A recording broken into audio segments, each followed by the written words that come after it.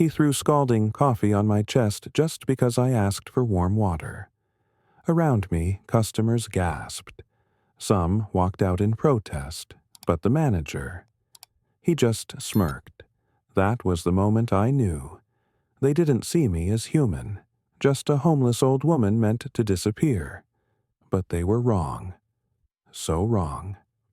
Because that single cruel act lit a fire in this city, and I wasn't about to let it die.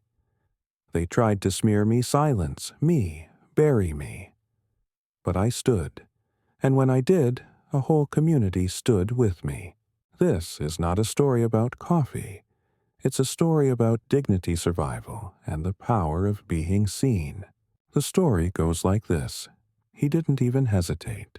That steaming cup of coffee, piping hot, fresh from the machine, sailed through the air and hit me square in the chest. The pain seared like fire, but it wasn't just the scalding liquid that burned. It was the way he looked at me, like I was nothing. Less than nothing. And standing behind him, arms folded, lips curled into a sneer, was the assistant manager, clipboard in hand, like she was waiting to tally another problem solved. All because I had asked quietly, politely, for a cup of warm water. My name is Mavis Lorraine Turner. I'm 72 years old, a widow, a mother, a grandmother, and for the last 7 years, I've lived on the streets of Charleston, South Carolina. I wasn't always homeless. I used to run a small thrift shop downtown. My late husband, Earl, and I poured our lives into that place. It was more than a store. It was our home, our community, our purpose. But after he passed from pancreatic cancer and the rent spiked, the store folded. Within months, I lost everything. No savings, no relatives who'd take me in. Just a few clothes in a duffel bag, some hand-me-down coats, and Earl's army dog tags around my neck. Still, I tried to hold my head high. I didn't beg. I didn't make noise. I swept sidewalks for a local bodega in exchange for soup. I kept to the same bench outside Clementine's Cafe, a fancy little spot full of brick walls and overpriced pastries. I never bothered anyone. I just needed somewhere to sit while my knees rested from walking all morning, until the day that Cafe hired Jacob. He was young, maybe 30, with the smooth, smug face of someone who'd never known struggle. His uniform, always spotless name tag, gleaming hair slicked back like he was auditioning for a reality show. And he hated me from the moment he saw me. "Move along, Grandma," he'd say the first time he saw me resting outside. "This isn't your porch." I moved. I always did. I understood. No one wants a wrinkled old woman scaring off customers. But over time, his insults became more pointed. One morning, I came in to buy a cup of day-old coffee. I'd saved up quarters from picking recyclables. He took my coins like they were coated in disease, then dropped the smallest, coldest cup I've ever seen on the counter without a word. I said nothing. I left. The next day I returned, hoping to charge my phone. I'd saved for months to get a used flip phone so I could stay on the waiting list for shelter. I sat near the back wall outlet, away from everyone. Just 5 minutes, I thought. Just enough to reach 10%. Jacob saw me, walked over, yanked the phone from the wall, nearly ripping it. No loitering. But I started.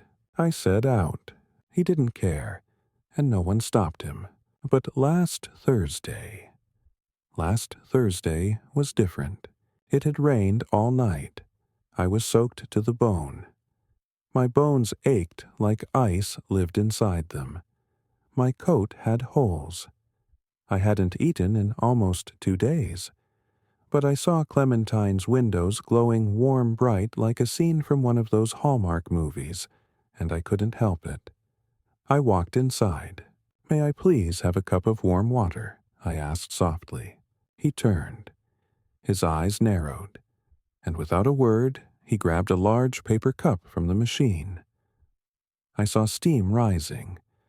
Thought maybe, just maybe, he was having a change of heart. Then he hurled it. The scream that escaped me wasn't just from the pain. It was from humiliation. My sweater soaked my chest, burning the entire room of customers, frozen in shock. And that's when something I never expected happened. A woman in a blue suit, sitting near the window with a laptop, stood up. Her coffee hit the floor as she knocked her chair over. "What the hell is wrong with you?" she shouted. Jacob blinked. "She's a trespasser. She's a human being." And then, slowly, others stood too.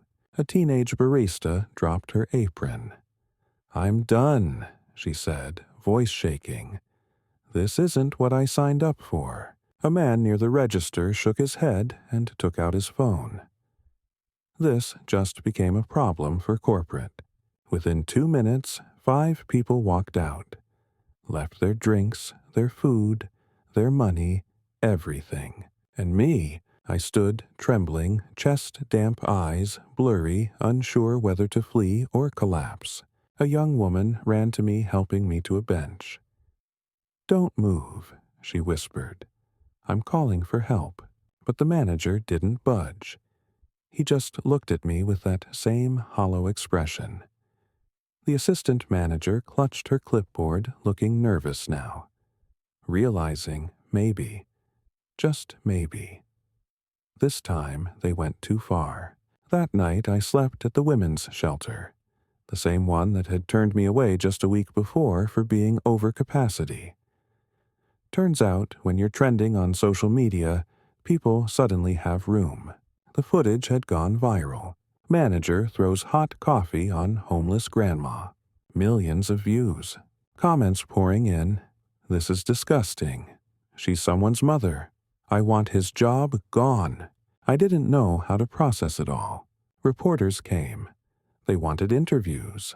They called me Ms. Turner, asked how I felt, what justice I wanted, whether I'd sue.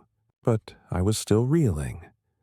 My world had shifted in one act of cruelty and one moment of unexpected kindness. The woman in the blue suit. Her name was Dr. Natalie Greer, a professor at the local university. She brought me fresh clothes, groceries, and a lawyer. "You're not invisible anymore, Mavis," she said gently. "Let's make sure this never happens again." And for the first time in years, I wept not from pain, but from the overwhelming grace of being seen. I used to think I was invisible, not in the magical way children believe, or the metaphorical way poets speak of. No, I mean truly soul-crushingly invisible, the kind of ghost you become when you walk down sidewalks and people shift their gaze to the horizon. The kind of invisible where even pain becomes internalized, tucked away like worn-out shoes no one wants to see. But now, for better or worse, I was seen. All over the internet. My face withered with time, eyes heavy with sorrow looped on phones and televisions as the woman who had hot coffee thrown at her by a cafe manager. I wasn't just Mavis anymore. I was Grandma Mavis, victim of cafe cruelty, a symbol. I didn't know how to feel about it. Back at the women's shelter, I was given a cot near the heater. They said it was temporary, just a few nights until the press died down. The workers were kinder now, overly so, with voices dipped in apology. I didn't blame them. They had rules. I had once been one of them, a woman with structure, with a job, with people. Now I had Natalie Greer. The professor was a force. She moved with the precision of someone used to fighting wars with words. The day after the incident, she came back to the shelter this time with a lawyer named Henry Dawson, a calm, gray-suited man who carried 2 things in his briefcase: paperwork and righteous fury. I took the liberty of requesting the surveillance footage, Henry said, sliding a USB drive across the folding table we used in the common room. It's clear, sharp time-stamped. They have no defense. I don't want to ruin lives, I murmured. I just wanted to be treated like a person. Natalie reached across the table and held my hand. Mavis, you didn't start this war, but you have every right to finish it. The plan was simple. A civil suit against Clementine's Cafe corporate-level complaints filed, and a public statement. Not for vengeance, but for justice. Meanwhile, the internet did its own thing. The video was reposted by influencers, news anchors, and even a retired judge who called it a violation of basic decency. Hashtags trended, just justice for Mavis. Boycott Clementines. Dignity is not disposable. Still, I stayed silent, not because I had nothing to say, but because I was afraid. Afraid the attention would vanish and I'd go back to being unseen. Afraid that speaking would somehow make it worse. That they'd twist my words. That I'd be reduced to a headline, a meme, and then forgotten. But Natalie wouldn't let that happen. She invited me to her home, a cozy place lined with bookshelves and framed diplomas. She made tea with honey and told me her story. Her mother had been a nurse who worked herself to the bone only to be fired without pension after a fall. No safety net, no justice. Natalie had watched her die in a shelter bed, just like the one I'd been assigned. "That's why I do this," she whispered. "Because people like my mother and people like you deserve more." I nodded, lips trembling. I wasn't always like this. She smiled. "Tell me who you were." And so I did. I told her about Earl, my husband of 42 years. How he used to make up little poems every morning and tape them to my coffee cup. How we opened our thrift store in the 80s not to make a fortune, but to keep seniors clothed and children warm. I told her how the neighborhood changed. Rents skyrocketed. And suddenly, my quiet little corner became a battleground of gentrification and greed. Everything I built vanished, I said. And people walked by me like I was trash. "You're not trash," she said fiercely. "You are history. You are resilience." That night, I couldn't sleep. My thoughts were a river rushing backward, memories of the day I locked up the store for the last time. The smell of mothballs and dust, the flicker of a faulty exit sign. The sound of Earl's voice fading from our home until even echoes felt silent. I remembered the first night I slept on the street. It had rained then, too. My duffel bag was wet, my coat thin. I found an alley behind the bus station and curled beside a trash can, praying no one would see me. But the worst part wasn't the cold. It was the shame. The crushing shame of going from Mrs. Turner to "Hey lady, move it." I buried it deep. Smiled when I begged for warm water. Nodded when people called me ma'am with eyes full of pity. I tried to survive with dignity. But dignity, I'd learned, is a quiet thing.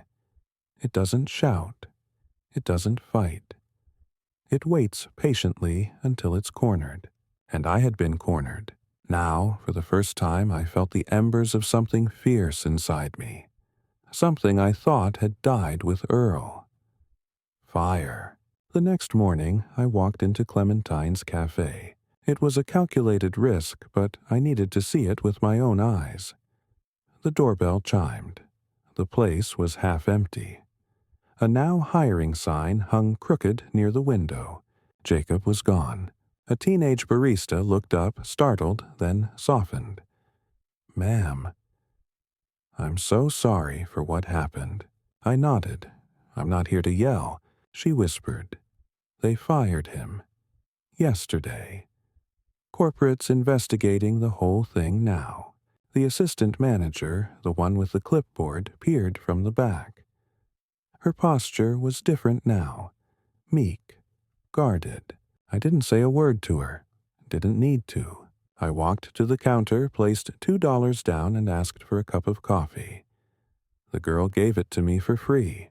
Outside, cameras flashed. Reporters followed. I gave a brief nod, then turned away. Because this story, my story, wasn't over yet. That evening, Natalie scheduled a press conference. I stood behind the podium in a borrowed dress and a scarf wrapped around my shoulders. Natalie and Henry flanked me. The room buzzed with microphones and notepads. I looked out at the crowd. "My name is Mavis Lorraine Turner," I began. "I am a citizen. I am a mother. I am a widow. And for the last 7 years, I have been invisible. But not anymore." A hush fell. I did not ask for attention. I asked for warmth. And in return I was burned literally and figuratively. But this moment, proves that the world still has eyes. That justice, while slow, is still possible. Not just for me, but for every elder sleeping on a sidewalk. For every worker dismissed without cause. For every soul discarded. My voice cracked, but I held firm. This isn't just about coffee. It's about dignity. When I finished, the room erupted in applause. I looked at Natalie. She smiled. And for the first time in years, I stood tall. I always believed silence was survival. Keep your head down. Don't cause trouble. Don't make noise. That's what life on the streets teaches you. Stay invisible, and maybe you'll stay safe. But now, they wanted me quiet for another reason. I'd become a voice, and voices, especially those they thought belonged to ghosts, can be dangerous. It started 3 days after the press conference. My phone, yes, I finally had one with a data plan thanks to a donation from a nonprofit, buzzed nonstop. Interview requests, speaking invitations, letters from people I'd never met. A nurse in Milwaukee messaged me. My mom was treated the same way. "You're speaking for us all." A middle schooler from Tennessee wrote, "I saw your speech in class. I cried. I want to help the homeless in my town." I was stunned. I'd spent years trying to hold on to scraps of humanity, and now strangers were handing it back to me one message at a time. But not everyone was cheering. Natalie called me to her office. She looked tired eyes rimmed with red. "You should see this," she said, handing me her tablet. It was a leaked email. From the regional director of Clementine's Cafe. Internal memo. Subject line, "Mitigation Strategy for Turner Incident." I read it slowly. "We acknowledge the current PR backlash. Recommend minimizing media engagement. Discourage additional platforming of the individual involved. Explore legal avenues should she defame brand integrity.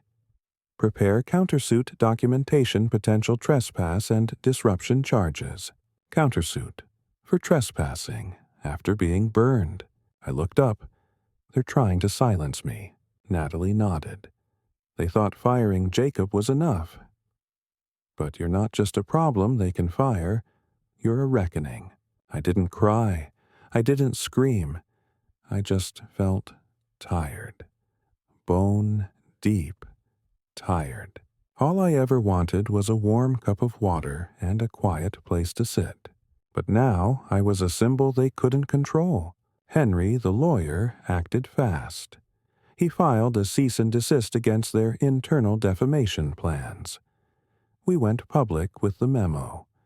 News stations ran with it, corporate retaliation against homeless victim. And that's when things really exploded. Protests formed outside several Clementine's locations. Customers walked in, left pennies on the counter, and walked out without ordering. Signs appeared on sidewalks, "Dignity over lattes." Justice for Mavis. The board of directors tried damage control. They released a generic statement. "We are deeply saddened by the unfortunate events involving a member of our community. We are committed to learning and improving." But it was too late. I was asked to speak at a local town hall. I almost didn't go. I stared at the mirror in my shelter room, my reflection framed by fluorescent flicker. My hair was pinned up my scarf clean and pressed, but my eyes held questions I couldn't answer. What if I mess up? What if I'm not good enough to be this voice? Then I remembered what Natalie told me. You don't need to be perfect. You just need to be real. So I went. The room was packed, students, elders, journalists, and even a few politicians. I stepped up to the microphone. My hands shook, but my spine held. I used to think dignity was something you either had or didn't. Turns out it's something you have to fight for. People listened, really listened. I'm not asking for handouts. I'm asking for recognition. For those who walk past people like me on the street every day, just look. Acknowledge. We're not scenery. I shared the story of Earl, of the store, of the day I lost it all, and the night I curled up in an alley listening to rats scurry, wondering how it had come to this. When I finished, a man in a veteran's cap stood up. "Ma'am," he said, voice cracking. I got pushed out too. Not because I was homeless, but because I had PTSD. I hid it, lost my job, lost my house.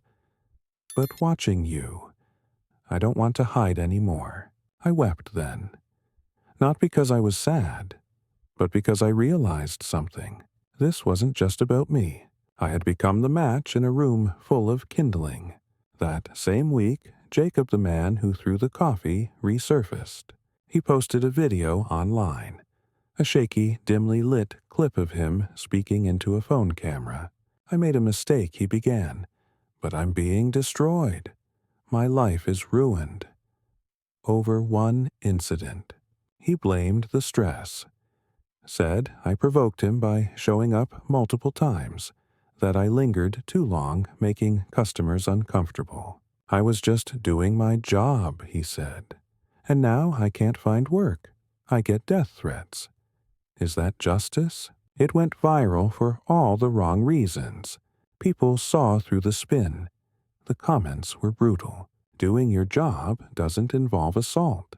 Imagine having the audacity to play victim after what you did. Apologize to her. Don't justify yourself. For a moment I felt pity. He looked lost, trapped in a spiral of his own making. But then I remembered that day. The heat, the humiliation, the way he smirked when he did it. No, he wasn't the victim. Still, I didn't want vengeance. I just wanted the cycle to break. Natalie and I drafted a letter, public, honest, from me. To Jacob it began. I do not hate you. I do not wish you harm, but I will not excuse what you did. We are all responsible for how we treat each other, especially when no one is watching. You had power, and you used it to wound. I forgive you, but I will never forget. Mavis Turner. It was published in the Charleston Times. It trended again. People called it graceful, fierce, the letter that silenced a coward. But I didn't write it for praise. I wrote it for me. Because forgiveness isn't weakness. It's how you reclaim power. That night I returned to the bench outside Clementine's, not to protest, not to pose, just to sit, like I used to. My scarf tucked around my shoulders. A cup of real coffee in hand, bought by a stranger who recognized me and said, "You remind me of my grandmother." I sipped it slowly. Inside, the assistant manager peeked out from behind the espresso machine. But this time, she didn't sneer. She nodded. I nodded back. Peaceful, but not silent. Never again. The city was buzzing now. Not just with cars and buses and the ever-humming air of Charleston's waterfront, but with voices, real urgent voices that had for too long been ignored. And somehow I had become part of that noise. a noise that no longer apologized for existing. But it wasn't until they invited me to City Hall that I realized this fight, this movement, was no longer mine alone. It belonged to everyone who had ever been pushed aside and told to disappear. The email came from Councilwoman Rebecca Tran's office. She was hosting a public hearing on homelessness, housing insecurity, and discrimination in public spaces.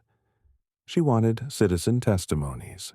She wanted me. At first, I hesitated. I was just Mavis. What did I know about legislation or zoning permits or affordable housing policy? I could barely figure out how to forward a voicemail on my new phone. But Natalie looked me in the eye and said, "They've silenced people like you for too long, and now they're listening." So I said yes. The hearing was scheduled for Thursday. A long columned room with microphones and marble steps, the kind of place I'd never imagined entering unless I was mopping the floor. The morning of, I wore my best thrifted coat and pinned Earl's dog tags to my collar. Henry had prepped me for the legal side. Natalie. She gave me the heart. As we walked up the granite steps of City Hall, I noticed Natalie's jaw was tight. Her hands were balled into fists, something she rarely did unless something was wrong.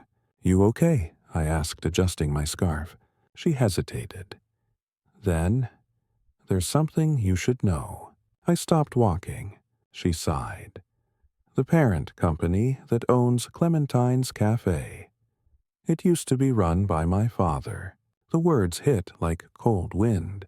My father, Richard Greer, founded Greer Holdings in the 80s. He built the restaurant empire from scratch. Retired 3 years ago, but the culture, the mindset, it's still his. I blinked, stunned. "You mean?" "Yes," she said. "Clementine's was his idea. The branding, the image, the policies. All of it." I took a breath, steadying my balance. "Why didn't you tell me sooner?" "Because I was ashamed," she said, voice cracking. "And because I wanted to fight this from your side. Not as a daughter trying to clean up a mess, but as a woman standing with another woman who deserved justice." I looked at her, really looked, and I believed her, because Natalie wasn't in this for redemption. She was in it because she knew what power unchecked could do, and she was willing to burn her own name to expose it. "Let's speak truth," I said. She nodded. Inside the chamber, it was packed. News cameras lined the back wall. Council members sat at long desks with laptops and files. Citizens filled the pews. I saw students with Stand with Mavis shirts, a retired teacher, a veteran in uniform, and, in the far back corner, a familiar face. Jacob, clean-shaven suit pressed, sitting stiffly. Not as an attacker, but as a witness. I was called to the mic, heart pounding, throat dry, but I stood tall. "My name is Mavis Lorraine Turner. I am a citizen of this city, and for 7 years I lived outside the law, not because I was a criminal, but because there was no place for me inside it." I took a breath. I lost my home. I lost my business. I lost my husband.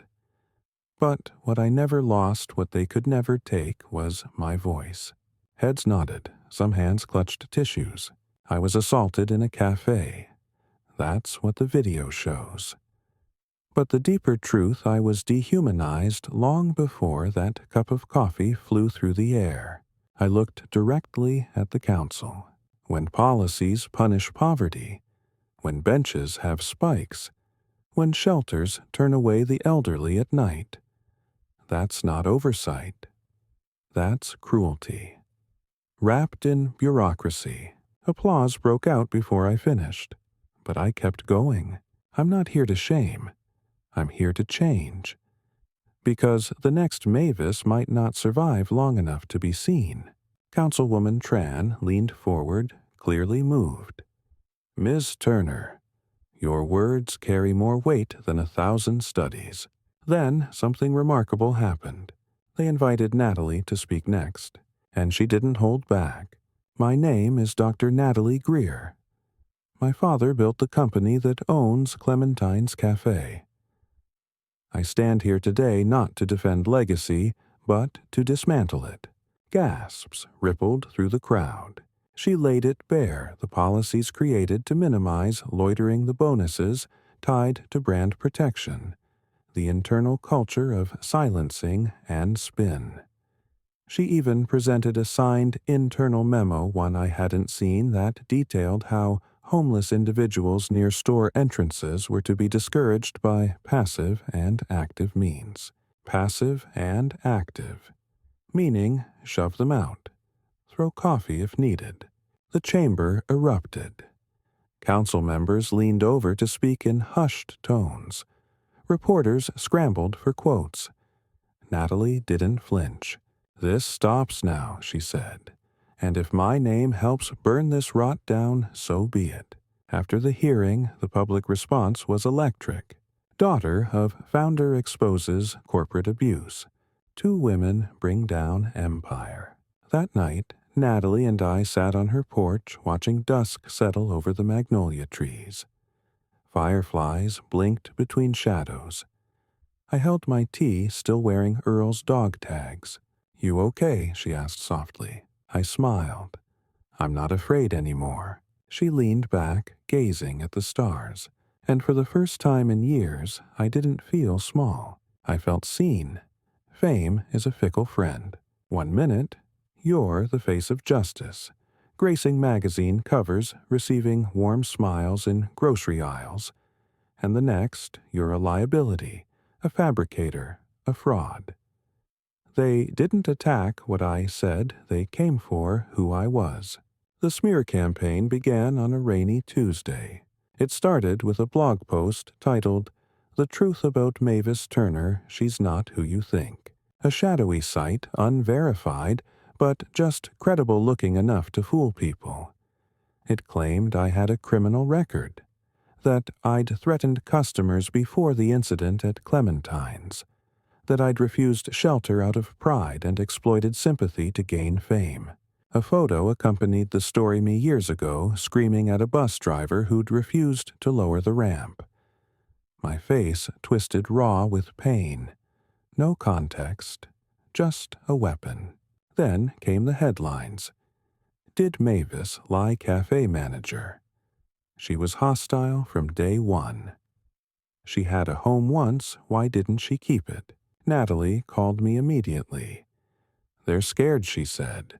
"This is classic corporate retaliation. But we're ready." I wasn't. I'd fought so hard to claw my way out of invisibility, to speak truth. Now that truth was being buried beneath lies, the phone calls changed. Some were supportive. "Don't let them break you," but others were cruel. "You're just another lazy grifter. You made that manager's life hell. Get a job, Grandma." I stopped going outside.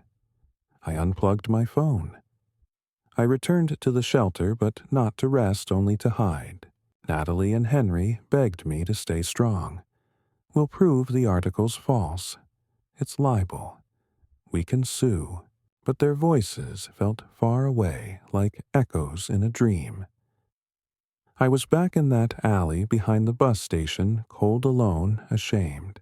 That's when she walked in, a woman in her 50s, wearing a floral nurse's uniform. Her eyes lit up when she saw me, but she approached carefully, like I might vanish if she moved too fast.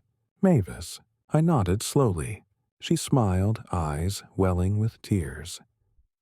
"You probably don't remember me. My name's Joanne Taylor. I used to live 2 blocks from your thrift shop. You gave me a coat when I couldn't afford one. For my daughter. Red with little buttons shaped like hearts." A memory flickered, her hands trembling as she held the coat, her child's dirty sneakers peeking from behind her. I never forgot that she said, "I never forgot you." I stared, stunned. She sat down gently, pulling a photo from her purse. It was a school picture of a young woman in graduation robes. That's her now. She's pre-med. I pressed my fingers to my lips. Joanne continued. I work at St. Bridget's now. I see what they're doing to you. But they can't erase the people you helped. Not all of us forgot. That conversation lit something inside me. A flicker of warmth I hadn't felt since before the smear. Not long after, she posted a story on her Facebook about the red coat about me. It was shared, then reshared. Dozens of others followed. Mavis gave my son shoes when I couldn't afford any. She paid for my groceries when my EBT card failed. She let me sleep in her shop one winter night. They called it Real Mavis. Suddenly, the narrative shifted. TV stations ran montages of testimonials. Natalie organized a live stream of former neighbors telling their truths. Henry compiled a binder of legal records proving I had no violent history, no arrests, no scams. The smear campaign unraveled, but the final blow came from the last place I expected. Jacob. He requested a public meeting. Natalie was cautious. It might be a trap, but I said yes. Something in my gut told me this was different. We met at a local church hall. Neutral ground, no cameras, just us. He looked thinner, hollow-eyed, but no longer smug. I'm sorry, he said. I waited. I was raised to think poor people were lazy, that if you were on the street it was your fault. I believed it because it made me feel safe. Like I could avoid it, by working hard, by playing by the rules. He looked down. You scared me, he said.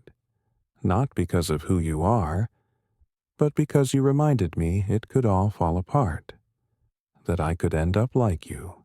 I said nothing, just listened. He continued. But you didn't deserve what I did. No one does. I threw that coffee because I wanted you gone. But what I really needed was to see you. I exhaled slowly. He handed me a check. It's everything I have left in my savings. Please, use it for your shelter. Or burn it. But I need to try. I didn't take the check, but I forgave him. Out loud. In that church. Because I meant it. And because I finally understood something. This wasn't about coffee. It wasn't about a bench or a smear blog or even a brand. This was about seeing each other fully. About the radical act of recognition in a world trained to look away. That night I walked to Clementine's cafe one more time. It had closed. A sign read, "This location is permanently shut due to restructuring." But the bench outside remained. I sat down, placed a red scarf beside me. A symbol, not of protest, but of presence. I thought the storm had passed. After the public testimonies, the smear unraveling Jacob's apology, and the cafe's permanent closure, the air around me began to soften. I could walk down the street without shame. Strangers offered warm greetings, not stares. The bench outside Clementine's, once a stage of humiliation, had become a quiet symbol of resilience. For the first time in years, I started to believe that peace was possible. But peace, like dignity, is a thing you have to fight to keep. It started with a phone call from Henry. "Mavis," he said, voice tight. There's been a development. The city had been reviewing new zoning plans. A major corporate redevelopment proposal had been quietly pushed through with the backing of none other than Greer Holdings, the same conglomerate Natalie's father once ran. The plan: to buy the property surrounding Clementine's, demolish it, and construct a luxury plaza. The shelter I was staying in, the one barely hanging on with limited funding, was in the projected zone. It's deliberate, Henry said. They're rebranding, wiping the stain, and burying the story that made them bleed. Natalie was furious. They couldn't silence you with smears. So Now they're trying to erase the ground beneath your feet. The city council was scheduled to vote on the zoning change in 2 days. 2 days. The shelter director, Ms. B., an iron-willed woman in her 60s, with a heart like wildfire, called a meeting. "We won't be pushed out," she said. Not again. But the city had already begun quietly relocating shelter residents to distant, overcrowded facilities. Some had already left. Others were being offered relocation stipends to move further inland, far from downtown, where their presence was deemed too visible. The very people I had finally begun to speak for were disappearing, and I knew what I had to do. "We need to bring them all back," I told Natalie. "Every person they've pushed out. Every soul they hoped would vanish." We had 48 hours. Natalie made calls. Henry filed injunctions. Joanne spread word through the hospital and local churches. And me, I walked. From park to park, bridge to bridge, I walked through alleys and shelters and beneath underpasses, speaking to every displaced woman and man who would listen. "They want to erase us," I said. "But we are not stains. We are the city." Some cried. Some hugged me. Some walked away in silence. But on the morning of the vote they came, hundreds, wrapped in scarves and coats and dignity. They gathered outside City Hall holding signs made from cardboard and hope. We exist. Zoning can't bury us. Real homes, not luxury condos. A news drone flew overhead. Reporters returned. Cameras rolled. But this time, the story wasn't me alone. It was us. Inside the chamber, Councilwoman Tran opened the floor. The vote was supposed to be procedural, a formality. But when over 200 citizens refused to sit down, the city had to listen. I was called to speak again. I took my place at the podium, not as a victim this time, but as a witness. A city that builds plazas on the backs of the forgotten I began is not a city worth living in. I didn't shake. I didn't cry. I stood with the memory of every night I slept on concrete, every indignity, every moment of silence. Zoning isn't just about land, I said. It's about people, stories, futures. If you vote to erase us, you don't just demolish a building, you demolish history. The room went still. Then Natalie rose, and to the shock of everyone, so did her father, Richard Greer. He looked older than I remembered, tired, sunken-eyed, humbled. "I come not as a CEO," he said into the mic, "but as a man who failed to see the damage his empire caused. I built Clementines as a sanctuary, but it became a fortress. I failed to ask who was being kept out." Gasps filled the room. I support Ms. Turner. I support the people outside these walls, and I no longer support this redevelopment. The chamber exploded in applause, and the council voted 6-1 against the rezoning. The shelter would stay. The land would be preserved. The people, we, would not be erased. 2 weeks later, something happened that took my breath away. Ms. B. handed me an envelope at the shelter cream-colored sealed with gold. It was from the City Housing Board. I opened it slowly. Inside, a certificate of permanent housing approval. They had awarded me a small one-bedroom apartment subsidized by the city in a refurbished brownstone just 4 blocks from the waterfront. A real door. A stove. A window with light. I cried so hard my knees buckled. That evening, Natalie and I stood outside the building, keys in hand. "You earned this," she said. "No," I whispered, "we did." I moved in that night. I placed Earl's dog tags on the bedside table. A photo of our thrift shop above the mantel. I made tea. Sat in my own chair. And for the first time in over 7 years, I slept with a roof above me that wasn't borrowed. But just before dawn, I woke to a knock at the door. 3 times. soft, measured. I opened it slowly, heart thudding. There, under the streetlight, stood a teenage girl, maybe 17, wearing an oversized hoodie and holding a blanket. Her eyes were wide, tired, lost. "I heard about you," she said. "They say you don't turn people away." I looked at her, then stepped aside. "Come in," I said. "It's cold out there."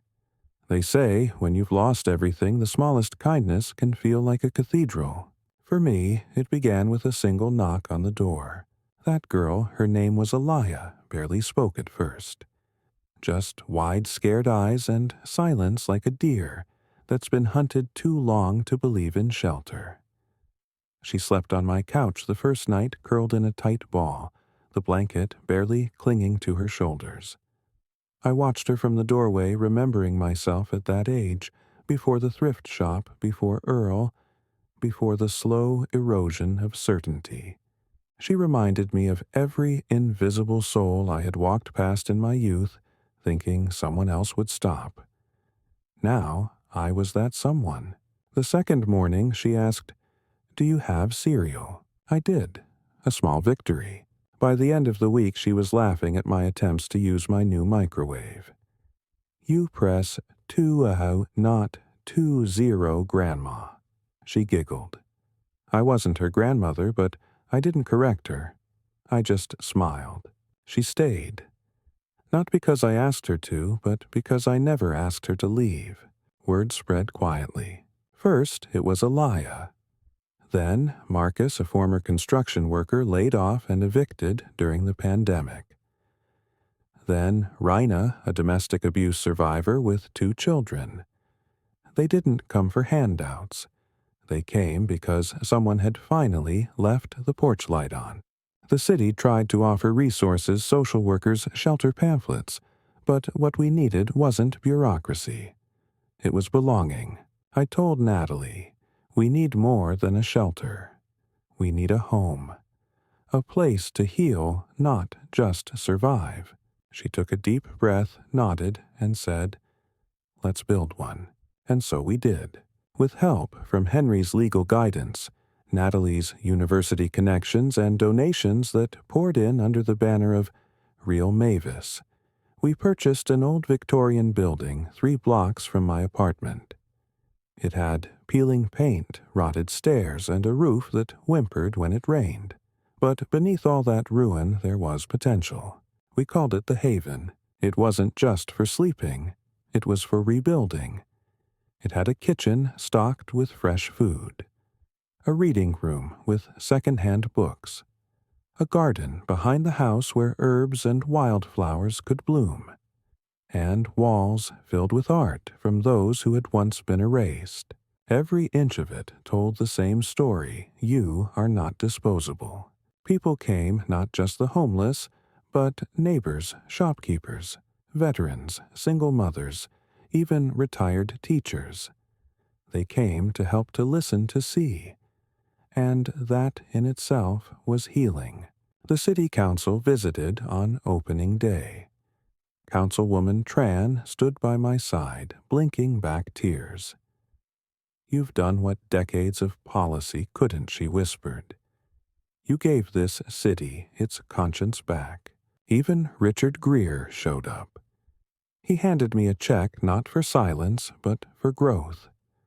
"My hands built fences," he said.